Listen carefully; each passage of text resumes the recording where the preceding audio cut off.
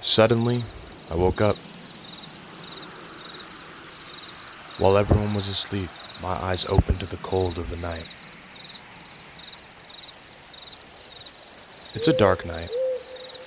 No one else is inside the house.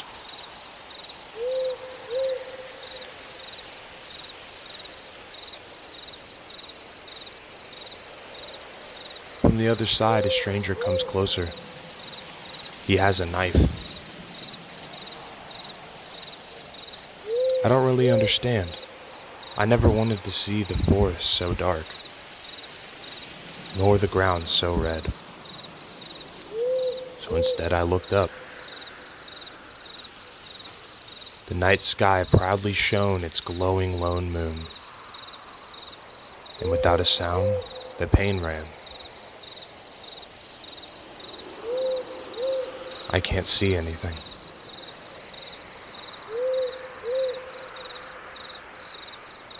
I'll probably be dismembered like everyone else. I guess I never noticed how beautiful the moon is tonight.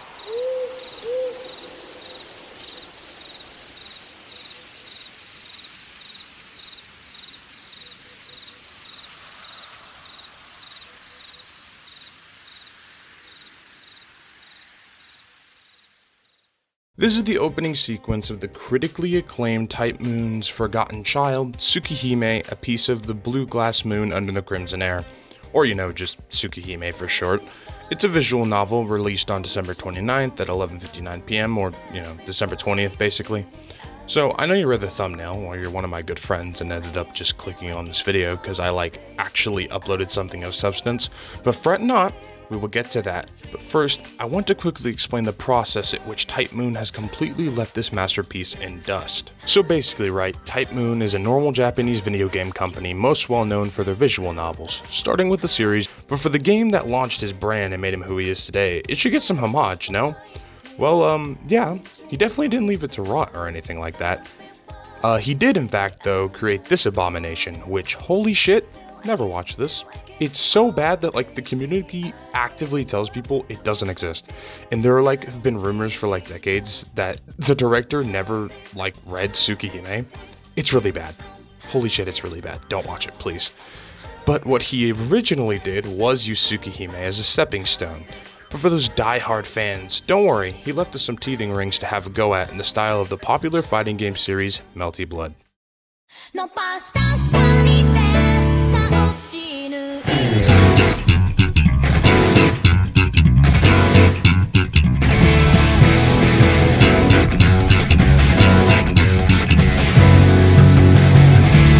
A 2D fighter created around 2002 based in the Tsukihime universe. It featured its own entire spin-off series and a unique spin on the genre, truly being one of the first things to ever popularize the term anime fighting game, keeping up, much flashier cutscenes than your traditional Street Fighter Supers, and a much less neutral-oriented game, having big flashy attacks and a lot less traditional fundamentals that you'd see in most fighting games around that era. Later on, though, it retained a very strong fanbase, having multiple installments through all the years, with the most recent being Melty Blood Type Lumina, having a primary focus on the new recent additions to the Tsukihime story in the form of a remake. Which, by the way, my god, so the Tsukihime remake was announced in early 2008, and it got no updates, no trailers, or anything for over a decade, and then out of genuinely nowhere, dropped a trailer for the Tsukihime remake on the 31st of December 2020. So basically 13 years, they just never said anything about the game. They were just hey, here's the game, we're making it, here's the announcement in 2008. Just wait almost a decade and a half. The game came out in mid-August in 2021. It's ridiculous, right? This is kind of sadly a pattern with the current reality of Tsukihime-related releases. They announce something and you won't hear anything about it for 5 years, and then they just randomly drop a trailer. I hate it so much.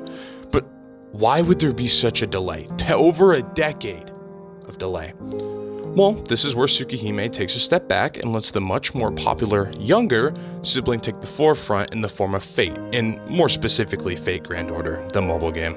So having a company that primarily focuses on visual novels will eventually lead you to the idea of a turn-based gacha game, right? Amatsu! Stop it! I mean, like, it makes sense, especially with the rules of how Fate works, taking, well-known historical figures and making them marketable anime women in Gilgamesh, I guess.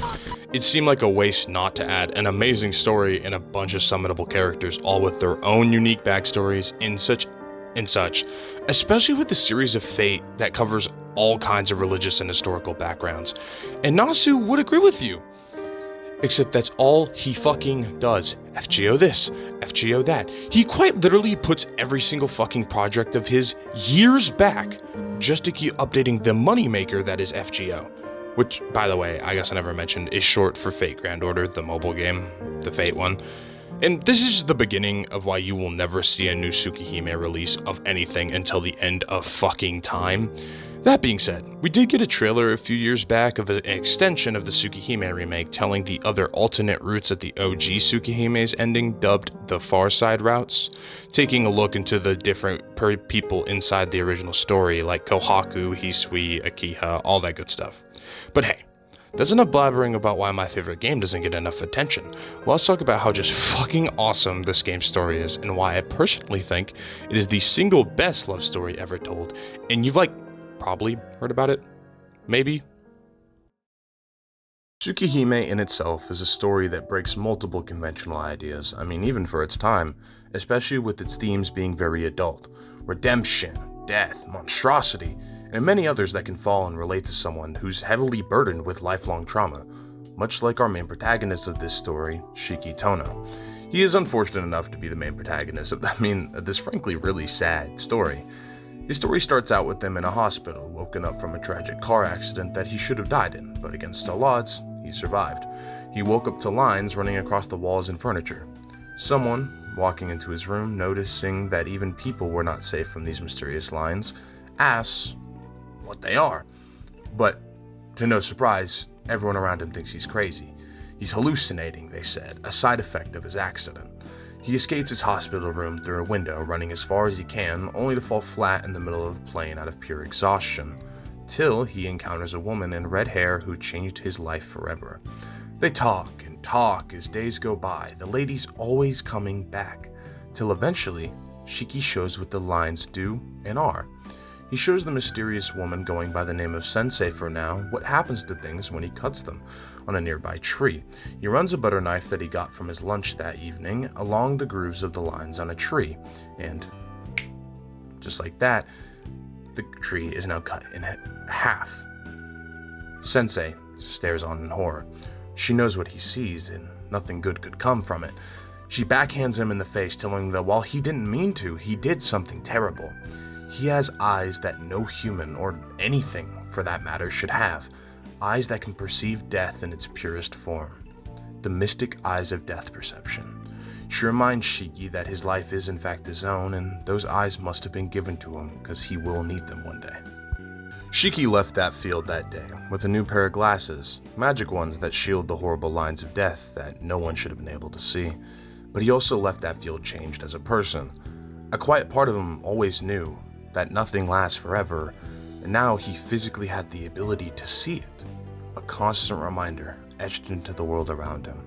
Fast forward a few years, Shiki's his second year in high school, and for the most part, he's doing alright. The lines are still there when he forgets his glasses in the morning, and the anemia from the accident still makes him faint from time to time, but otherwise his life's pretty normal. A quiet home, a routine, friends. Even he starts to think that maybe the weird part of his life is behind him. Until...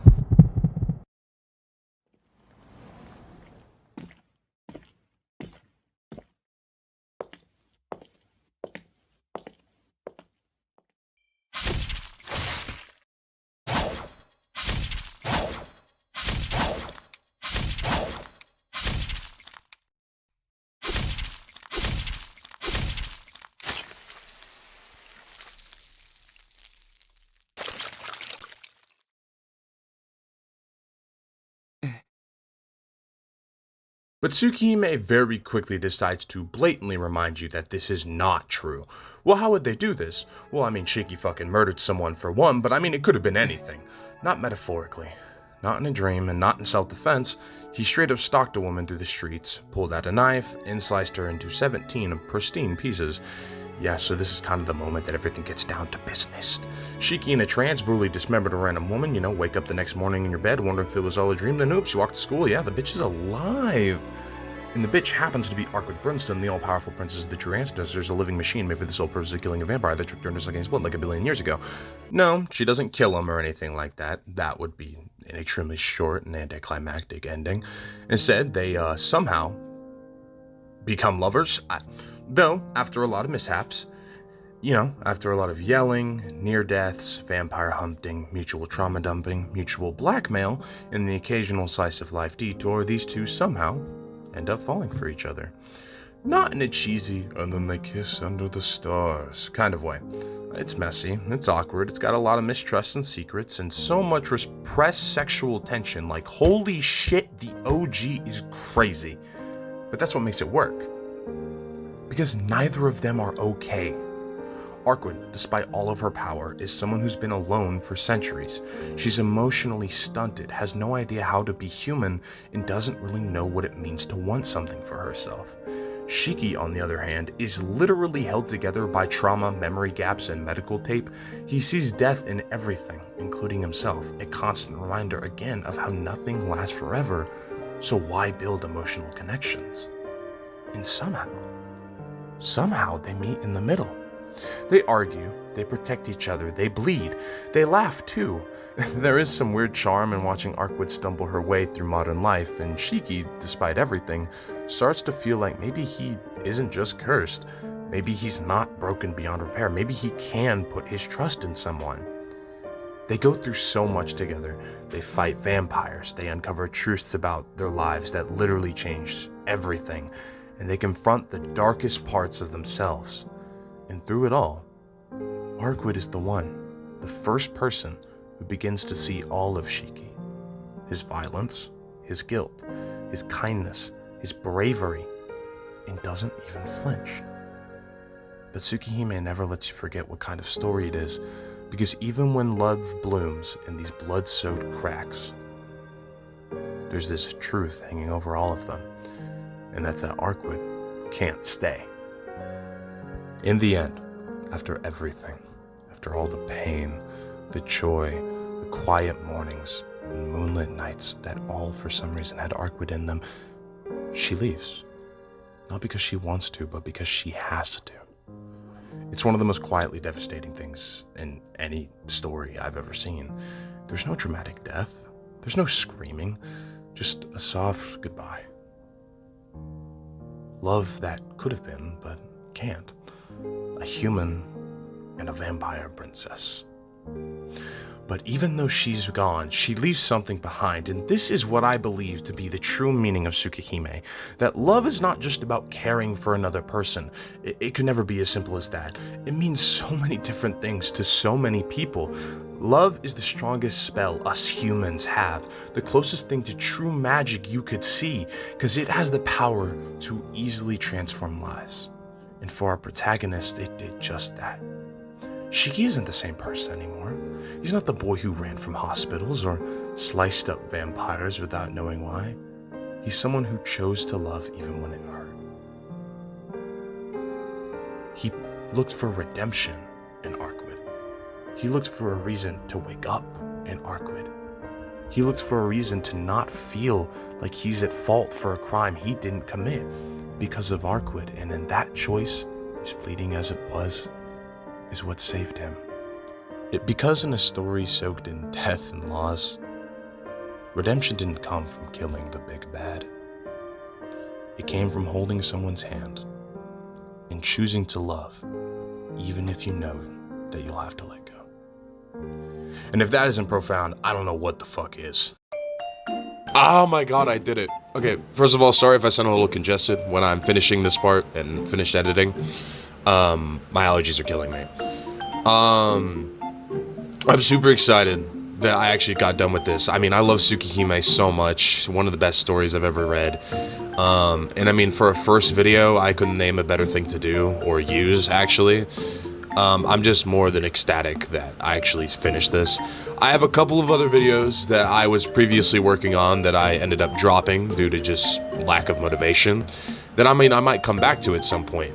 I had a lot of fun with this, and if you're watching this, you're probably a friend of mine. And if you're not a friend of mine, hi, I'm gonna try to upload some more stuff. Thanks again, I really do appreciate anyone that watched this. I had a lot of fun making it, and I'll see you guys whenever the fuck I decide to upload something else.